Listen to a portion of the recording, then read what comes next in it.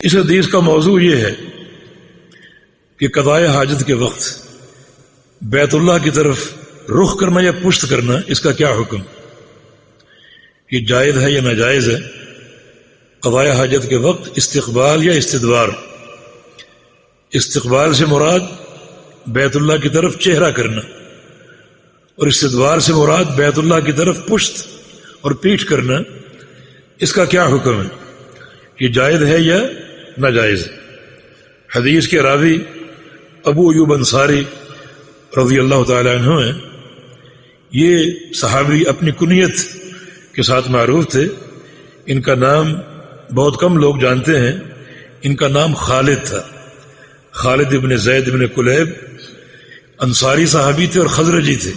ان کا تعلق بھی قبیلہ بنو خزرج سے تھا، جنگ بدر میں شریک ہوئے تھے اور بقیہ تمام جنگوں میں شریک تھے۔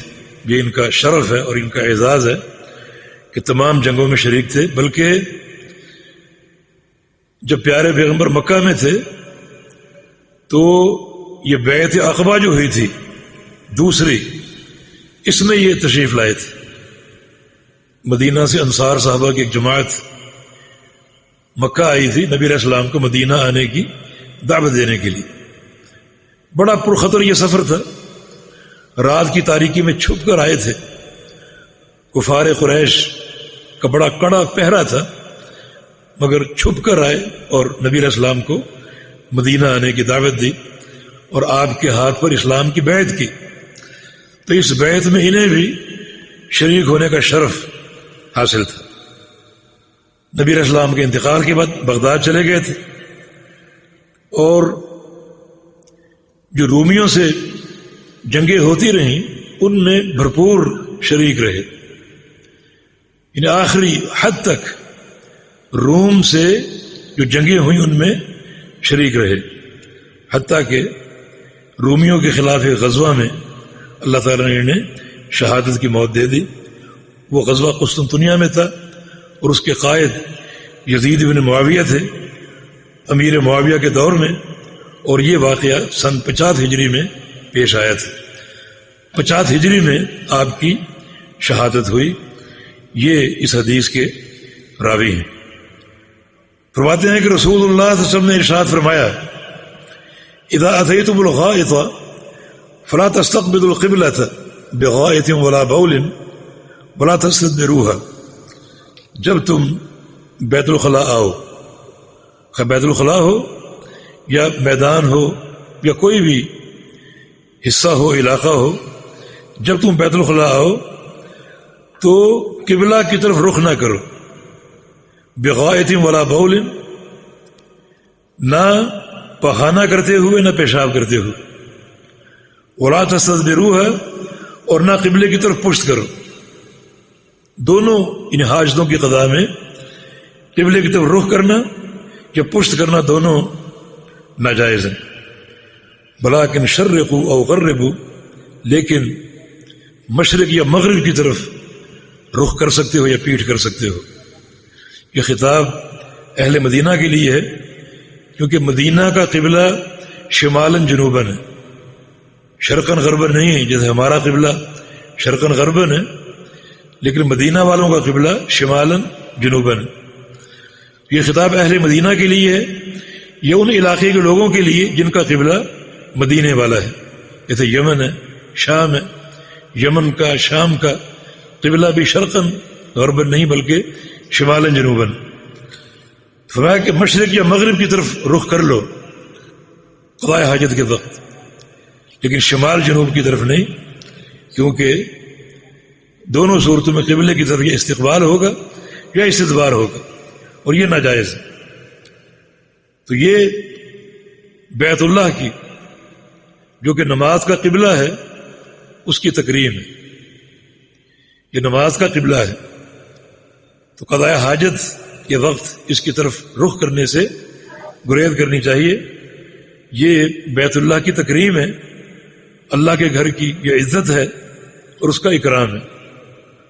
ابو ایوب فرماتے ہیں فقدمنا الشام، ہم شام آئے، کیونکہ یہ شام ہی میں جنگوں میں مصروف تھے، تو شام کے ایک علاقے کو فتح کیا. یہ شام کا اطلاق آج 4 ملکوں پر ہوتا ہے، ایک سوریہ، لبنان، اردن اور فلسطین. یہ چاروں علاقے یہ شام کہلاتے اور شمار ہوتے ہیں. تو ہم شام آئے، فوجدنا المراحیض، وہاں ہم نے کچھ بیت الخلاء دیکھے. مراحیض مرحاض کی جمع، مرحاض کا معنی بیت الخلاء. دیکھے قد بنیت نحو الکعبہ، جو قبلے کی سمت بنے ہوئے تھے. یہ جاہلیت کے دور کی تعمیریں تھیں، تعمیرات تھیں، یعنی قصداً نہیں بنائے گئے تھے بلکہ اتفاقاً ان کا رخ قبلے کی طرف تھا. تو فرماتے ہیں کہ فننحرف عنہا، ہم وہ بیت الخلاء استعمال کرتے تو گھوم کر پھر کے بیٹھتے تھے تاکہ ہمارا چہرہ قبلے کی طرف نہ ہو. ونستغفر اللہ عز وجل، اور اس معصیت کو دیکھ کر اللہ سے استغفار کرتے تھے. مسلمان کو گناہ دیکھتا ہے تو اس کو اللہ کا خوف لاحق ہوتا ہے اور وہ استغفار کرتا ہے. اس کا معنی یہ کہ اگر مسلمان خود کوئی گناہ کر بیٹھے تو اس کو فوری استغفار کرنا چاہیے. یہ تو کسی اور کا گناہ ہے جو دیکھا اور اللہ کا خوف لاحق ہوا اور استغفار کیا. اور اگر خود ہم کوئی گناہ کر بیٹھے اور کسی معصیت کا ارتکاب ہو جائے تو توبہ اور استغفار کو کبھی لیٹ نہ کرو. والذین اذا فعلوا فاحشة او ظلموا انفسهم ذکروا اللہ فاستغفروا لذنوبهم. یہ اہل تقوی کی علامت ہے کہ جب کوئی گناہ کر بیٹھے، اپنے آپ پر ظلم کر بیٹھے معصیت کے ذریعے، تو اللہ کو یاد کرتے ہیں اور استغفار کرتے ہیں فوری. رسول اللہ صلی اللہ علیہ وسلم کا فرمان ہے اذا اذنب ابن آدم نکت فی قلبی نکتۃ سوداء، جب انسان کوئی گناہ کرتا ہے تو فوری طور پہ اس کے دل میں ایک سیاہ نقطہ، ایک سیاہ نشان لگا دیا جاتا ہے فوری طور پہ. تو گناہ کی یہ سزا ہے کہ بندے کے دل میں سیاہ نقطہ لگا دیا جاتا ہے. مگر فرمایا کہ فَإِن تَابَ وَاسْتَغْفَرَ سُقِلَ قَلْبُهُ، لیکن اگر وہ فوری توبہ کر لے یا جب بھی توبہ کرے استغفار کر لے تو اللہ رب العزت اس نقطے کو مٹا کر اس کے دل کو پالش کر کے مجلہ اور مصفہ کر دیتا اور اس کو چمکدار کر دیتا. تو یہ توبہ کا فائدہ بھی ہے اور استغفار کا فائدہ بھی ہے. ویسے بھی جو انسان فوری استغفار کا عادی ہو اور فوری توبہ کا عادی ہو، اسے ایک اور فائدہ حاصل ہوتا ہے. صحیح بخاری کی حدیث ہے، ابو ہریرہ کی روایت سے رضی اللہ عنہ فرماتے ہیں کہ رسول اللہ صلی اللہ علیہ وسلم کا فرمان ہے کہ انسان جب کوئی گناہ کرتا ہے، معصیت کرتا ہے، تو فوراً توبہ شروع کر دیتا ہے. جو انسان گناہ کرتے ہی فوراً توبہ شروع کر دے تو اللہ رب العزت اپنے فرشتوں کے سامنے فخر کرتے، دیکھو یہ میرا بندہ اذنب ذنبا وعلم ان له ربا یغفرہ، اس نے گناہ کیا اور اسے معلوم ہے کہ اس گناہ کو اللہ ہی معاف کر سکتا ہے. اب دیکھو فوری استغفار کر رہے، فرشتوں تم گواہ رہو میں نے اس کو معاف کر دیا. اس کے بعد وہ گناہ دوبارہ ہو گیا، بندے نے پھر توبہ شروع کر دی. اللہ پھر فرماتا ہے دیکھو پھر آ گیا، تم گواہ رہو میں نے اس کو معاف کر دی. تیسری بار وہی گناہ ہو گیا، بندے نے پھر توبہ شروع کر دی. فوراً اللہ فرماتا ہے کہ میں نے اس کو معاف کر دیا اور ہمیشہ ہمیشہ کے لیے معاف کر دی. یہ بات کیوں فرمائی؟ اس لیے فرمائی کہ بندے کا منہج واضح ہو چکا ہے کہ یہ بندہ توبہ کو مؤخر نہیں کرے گا، توبہ کو لیٹ نہیں کرے گا. تو پھر جب اس کا یہ منہج واضح ہو چکا تو جب بھی معصیت کرے گا فوری توبہ کرے گا، لہذا میں نے اس کو مستقل معاف کر دیا. وہ لوگ بد نصیب ہیں جو گناہ بھی کریں اور توبہ بھی نہ کریں. یمد یدہ باللیل لیتوب مسیء النہار ویمد یدہ بالنہار لیتوب مسیء اللیل. یہ اللہ کا شوق دیکھو، رات چڑھتی ہے تو اللہ اپنے ہاتھ پھیلا دیتا ہے. یہ باہیں پھیلانا کس چیز کی علامت؟